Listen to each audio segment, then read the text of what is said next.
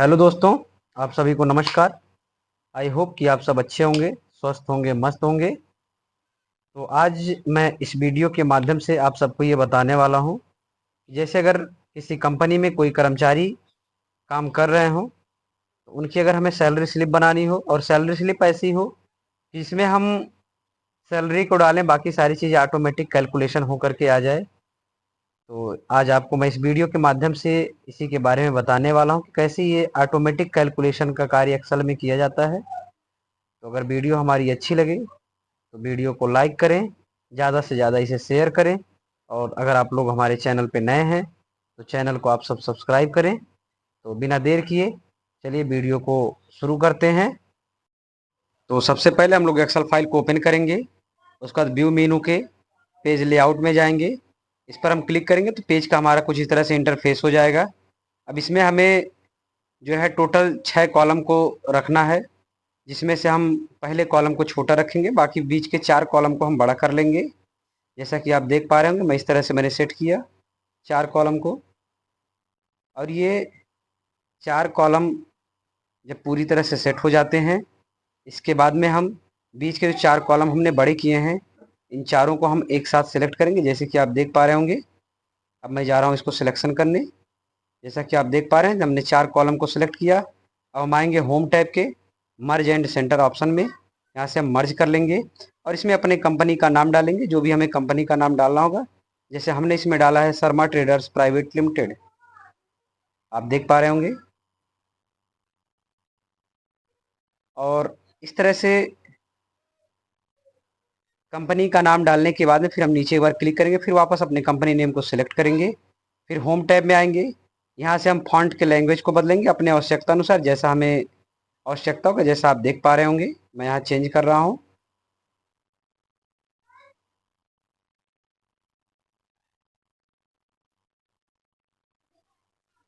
और फिर इसे चेंज करने के बाद अब हम इसमें आएंगे, अपना फॉन्ट का साइज चेंज करेंगे, अपने आवश्यकता अनुसार इसे हम छोटा बड़ा कर लेंगे। जैसा कि हमने यहाँ 16 साइज सेट किया हुआ है। अब हम आएंगे, फिर नीचे जो है 4 कॉलम को हम सिलेक्ट करेंगे वापस। इसे फिर हम वापस मर्ज एंड सेंटर करेंगे। अब इसमें हम अपने कंपनी का एड्रेस लिखेंगे, जैसा मैं यहाँ एड्रेस अपना टाइप कर रहा हूँ। तो आप सभी जो भी आपकी कंपनी का अपना एड्रेस होगा, उस कंपनी का एड्रेस आप सब यहाँ टाइप करेंगे।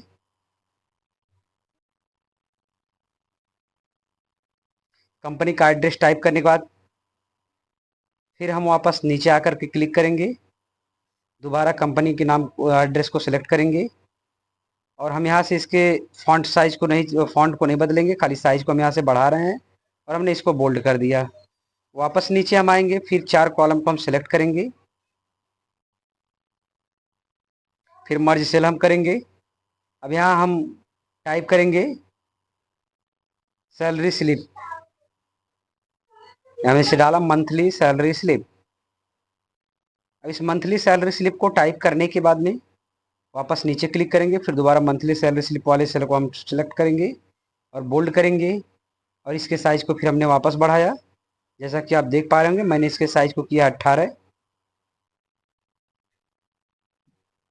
अब हम यहाँ आएंगे, नीचे से इसमें हम अंडरलाइन लगाएंगे। तो अंडरलाइन लगाने के लिए हम डायरेक्टली चले जाएंगे इंसर्ट टैब में, जैसे कि आप देख पा रहे होंगे।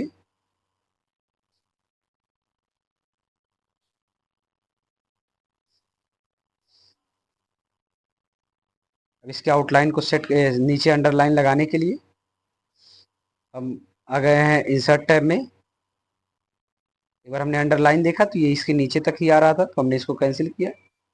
हमें चाहिए पूरे कॉल सेल में, तो हम आ गए इंसर्ट में। इंसर्ट से आकर के हम शेप में जाएंगे, यहाँ से लाइन शेप को लेंगे और इसको हमने शिफ्ट की के साथ ड्रैग किया, एकदम सीधी लाइन। और ये सीधी लाइन ड्रैग होने के बाद में फॉर्मेट टैब में हम आएंगे, शेप आउटलाइन में। यहाँ से मैंने शेप के आउटलाइन को ब्लैक कर दिया, फुल ब्लैक।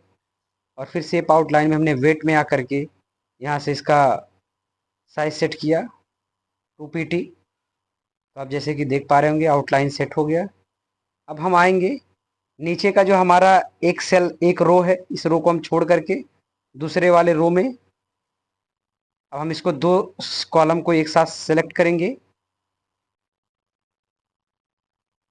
सॉरी, इसमें हम लिखेंगे एम्प्लॉई आईडी, जैसे कि आप देख पा रहे हैं।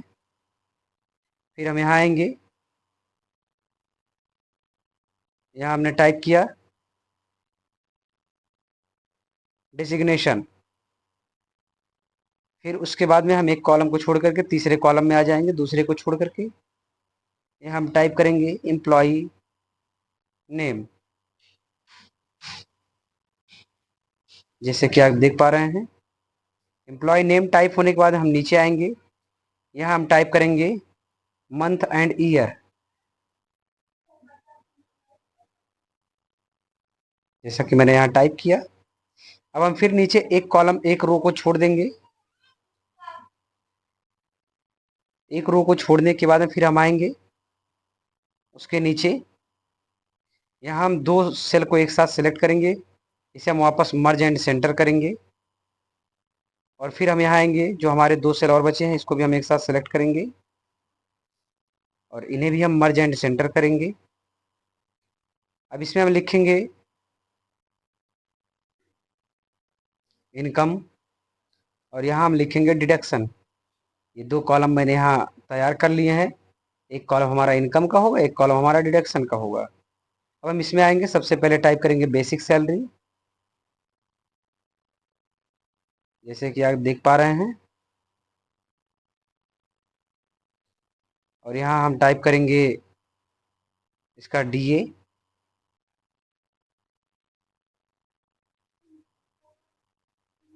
फिर हम नीचे टाइप करेंगे टीए। डीए का मतलब होता है डिनर अलाउंस और टीए का पूरा नाम होता है ट्रैवल अलाउंस। तो आप पूरा नाम भी लिख सकते हैं या शॉर्ट नेम लिख सकते हैं। फिर हम यहाँ आएंगे, यहाँ टाइप करेंगे हम एचआरए। एचआरए का होता है होम रेंट अलाउंस, इसका पूरा नाम। तो जैसा आप चाहें वैसा आप यहाँ टाइप कर सकते हैं। उसके बाद हम यहाँ आएंगे, लिखेंगे ग्रॉस सैलरी।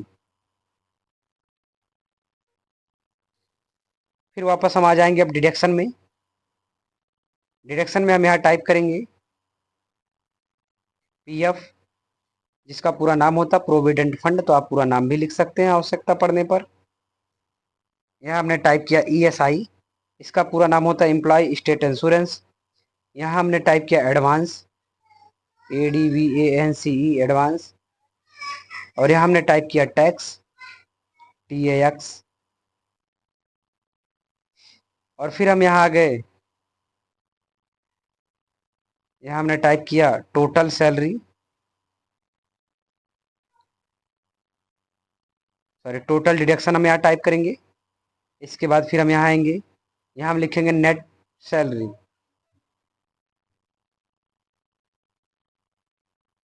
अब इतना बनाने के बाद में अब हमें यहाँ आना है, इसका पूरा इंटरफेस कस्टमाइज सेट करना है।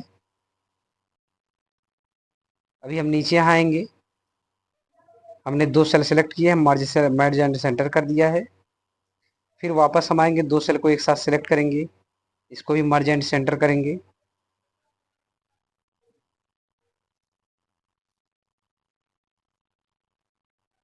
अब यहाँ आ गए, इस पे ऑल बॉर्डर हमने सेट कर, अब इसका हम फॉन्ट साइज सेट करेंगे, जैसा कि हमने यहाँ बोल्ड किया। यहाँ से हम साइज इसका अपने जरूरत के हिसाब से हमने यहाँ लिया 13, आप देख पा रहे होंगे। अब यहाँ हम आएंगे इनकम में और डिडक्शन में, इसको भी हम ऐसे ही सिलेक्ट करके इसके साइज फॉन्ट साइज को चेंज कर लेंगे अपने ज़रूरत के हिसाब से, जैसा हमें छोटा बड़ा करना होगा। और इसे भी हम बोल्ड कर देंगे। अब हम आते हैं बेसिक सैलरी, DATA जो आपका पूरा PF तक का बना हुआ है, इस पूरे को हम सेलेक्ट कर लेंगे। सेलेक्ट करने के बाद में हम इसको भी बोल्ड कर लेंगे और इसको साइज को भी आवश्यकता अनुसार बढ़ा देंगे, जैसा हमने किया 13।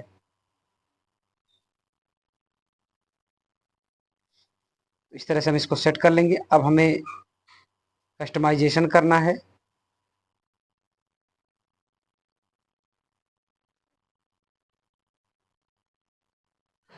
इसका साइज हमने थोड़ा सा और बड़ा कर दिया, 16 से कर दिया है।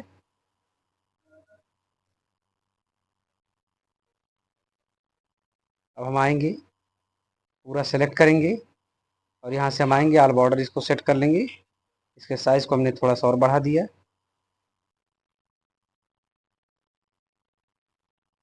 हम कस्टमाइज़ करने जा रहे हैं। जैसे आप देख पा रहे हैं हमें एक ऊपर एक रो की और आवश्यकता है, तो हम आएँगे एक नंबर पर क्लिक करेंगे, एक साथ सेलेक्ट होगा।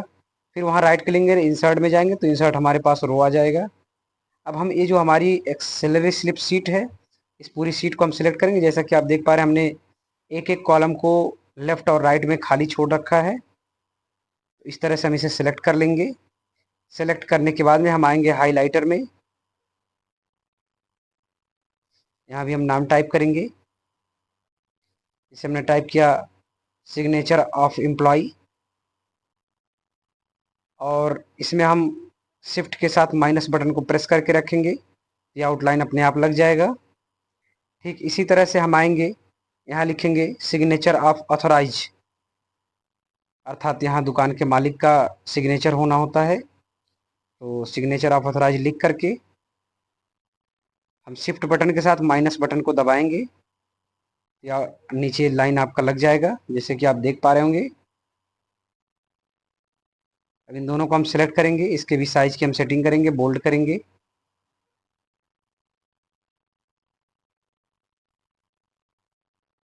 जैसा कि आप देख पा रहे हैं, अब हम इसे सेंटर करेंगे। तो हमने क्लिक किया, हल्का हल्का बैक स्पेस बटन दबाया, थोड़े थोड़े लाइन हमारे कम हो गए, ये सेंटर में आकर के सेट हो गए जैसे कि आप देख पा रहे हैं। इतना सेट करने के बाद अब इसको हम कस्टमाइज़ करेंगे। कस्टमाइज़ करने के लिए हम पूरे सीट को सिलेक्ट कर लेंगे जितने में हमने सैलरी स्लिप बनाया हुआ है। अब इसे सेलेक्ट करने के बाद में हम आ जाएंगे हाइलाइटर में, और यहाँ से हम व्हाइट कलर को लेंगे। आप जैसे कि ये देख पा रहे हैं पूरी तरह सैलरी स्लिप आपकी व्हाइट हो गई है। अब हम आएंगे बॉर्डर में, यहाँ लेंगे हम आउटसाइड थिक बॉक्स बॉर्डर। ये चारों तरफ से आउटसाइड बॉर्डर लग गया है, आप देख पा रहे हैं। अब ये जो हमारा कंपनी का नाम, एड्रेस और ये सब लिखा हुआ है, आवश्यकता अनुसार हम इसमें बॉर्डर सेट करेंगे, और अगर हमें ज़रूरत नहीं है तो हम बॉर्डर को फिर हटा भी देंगे। जैसा कि मैं अभी बॉर्डर लगा रहा हूँ इसमें, फिर मैं एक बार इसको हटा करके बॉर्डर को चेक करूँगा। जैसा आपको अच्छा लगे वैसा आप कर सकते हैं। अब यहाँ हम आएंगे एम्प्लॉई आईडी, एम्प्लॉय नेम, दोनों जो है रो को सिलेक्ट करके हम यहाँ ऑल बॉर्डर सेट करेंगे। फिर हम वापस आ जाएंगे, इनकम और डिडक्शन का आपने जितना कॉलम बनाया हुआ है, देखिए मैं इसके बॉर्डर को हटा रहा हूँ, नो बॉर्डर। अब हम आएंगे इनकम और डिडक्शन के कॉलम को पूरा सेलेक्ट करेंगे अथवा सिग्नेचर तक, और इसको सेलेक्ट करके हम ऑल बॉर्डर पर प्रेस करेंगे। जैसा कि आप देख पा रहे होंगे थोड़ा सिलेक्शन में दिक्कत हो रहा है। तो जैसा कि मैंने यहाँ सेलेक्ट किया, अब हम यहाँ आ गए ऑल बॉर्डर। अब हम name, signature of employee, signature of authorize, इसको भी सिलेक्ट करेंगे। यहाँ थोड़ा सा हल्का सा हमारा टेक्स्ट जो है अंदर हो रहा है, तो मैंने इसको रो की थोड़ी सी हाइट बढ़ा दी है, तो इस तरह से हो गया, आप देख पा रहे होंगे। अब हम आएंगे signature of employee, signature of authorize. अब यहाँ हम आएंगे, अब यहाँ फार्मूला यूज करेंगे। तो सबसे पहले हम बेसिक सैलरी में कुछ नहीं लिख रहे हैं क्योंकि हमें ऑटो फिल कराना है, तो हमने डीए को सिलेक्ट किया, इक्वल किया, हमने बेसिक सैलरी के सेल को सिलेक्ट किया, फिर शिफ्ट के साथ 8 दबा करके गुणे का चिन्ह लाएंगे, और हमें जितना परसेंट डीए निकालना होगा उतना हम लिखेंगे। जैसे हमने 10% लिखा। अब टीए में हम आएंगे, यहाँ भी सेम प्रोसेस हम करेंगे, इक्वल करेंगे, बेसिक सैलरी के सेल को सिलेक्ट करेंगे, इंटू लगाएंगे, और इंटू लगाने के बाद में टीए जैसे हमने यहाँ लिखा 12%, और इसको लिखने के बाद हमने इंटर कर दिया। फिर हम आएंगे एचआरए में, यहाँ भी हम इक्वल करेंगे, बेसिक सैलरी के सेल को सिलेक्ट करेंगे, उसके बाद इंटू का चिन्ह लगाएंगे, और फिर हम यहाँ टाइप करेंगे, जैसा कि आप देख रहे हैं मैंने यहाँ टाइप किया 6%। अब हम ग्रॉस सैलरी में आएंगे, यहाँ इक्वल करेंगे, यहाँ हम सम का फॉर्मूला लगाएंगे, ब्रैकेट को ऑन करेंगे, उसके बाद में बेसिक सैलरी से लेकर के एचआरए तक हम एक साथ पूरा सेलेक्ट कर लेंगे, ब्रैकेट को ऑफ करेंगे और इंटर बटन को प्रेस कर देंगे। अब हम आते हैं पीएफ निकालने के लिए। पीएफ में हम यहाँ आएंगे, पीएफ को हमने यहाँ सेलेक्ट किया। अब यहाँ फिर हम इक्वल करेंगे, और इक्वल करने के बाद बेसिक सैलरी का हम सेल को सिलेक्ट करेंगे, क्योंकि बेसिक सैलरी से पीएफ आपको निकालना होता है। इनटू का चिन्ह लगाएंगे, फिर पीएफ जैसे हमने लिखा यहाँ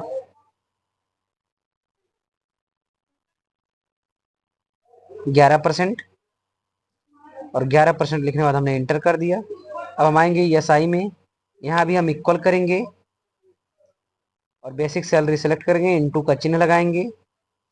ESI जिसे हमने लिखा 4%, आप देख पा रहे होंगे, इंटर हमने किया। अभी जो एडवांस और टैक्स आपका होता है, जैसे कुछ लोग का कटता है कुछ का नहीं कटता, तो इसको हम छोड़ देंगे। टोटल डिडक्शन में हम आएंगे, यहाँ इक्वल करेंगे। अब आपका सम लगाएंगे, फिर ब्रैकेट को हम ऑन करेंगे और PF से लेकर के टैक्स तक सारे जो है चारों कॉलम को, सेल को हम सेलेक्ट कर लेंगे, ब्रैकेट को ऑफ करके इंटर कर देंगे। अब हम आएंगे नेट सैलरी में। तो नेट सैलरी में हमें करना यह है, हम यहाँ इक्वल करेंगे। उसके बाद में ग्रॉस सैलरी के सेल को सिलेक्ट करेंगे,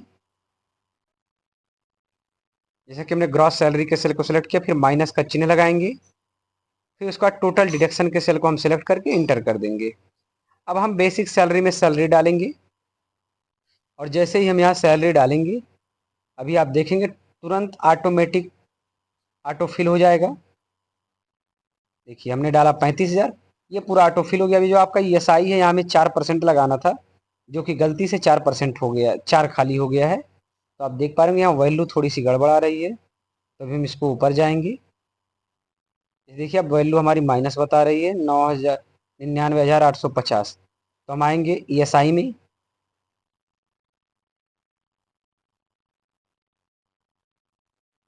अब ESI के सेल को हम सिलेक्ट करेंगे दोबारा, जहाँ वैल्यू 1,40,000 बता रहा है आपका। अभी देखिए मैं आपको डायरेक्शन दिखा रहा हूँ, जो कि माइनस में बता रहा है। तो हम ESI को हमने सेलेक्ट किया। अब हम ऊपर जाएंगे फार्मूला बार में, वहाँ जहाँ 4 लिखा हुआ हम 4% कर देंगे, और जैसे ही हम इंटर करेंगे, ये आपका तुरंत ऑटो कैलकुलेट हो जाएगा। अब जैसे ही हम एडवांस और टैक्स को डालेंगे, तो जो भी आपका पैसा एडवांस आप लिए रहेंगे, वो पैसा आपका और माइनस हो जाएगा, सैलरी आपकी घट जाएगी। तो अगर वीडियो अच्छी लगे तो चैनल को सब्सक्राइब